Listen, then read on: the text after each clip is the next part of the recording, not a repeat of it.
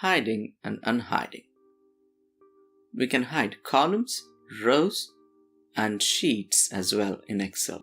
This is useful when you want to hide information and show only something that is important. We could do the same with sheets.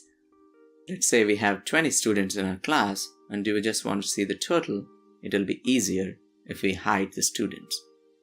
To hide a column, click on the column symbol, that is C in this case, right-click and select Hide from the drop-down menu.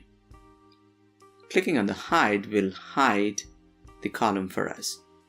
Now we have A, B, and D, and C is hidden. When we go between B and D, you can see the mouse symbol changes. To unhide column C, click there and drag towards the right.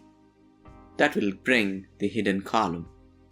Similarly for rows, let us do multiple at a time. Let us click and drag from 2 to 4 and hide them. It is now going from row 1 to row 5 directly. Now we can click on the line between 1 and 5 and drag and do the same to unhide all the columns.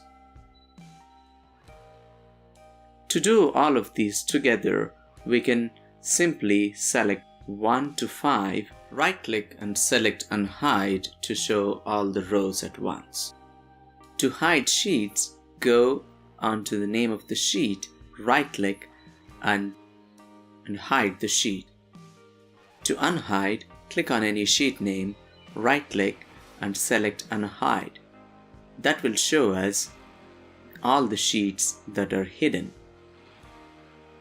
We can select the sheet that we want to unhide or select multiple of them and click Unhide to show all of them at the bottom.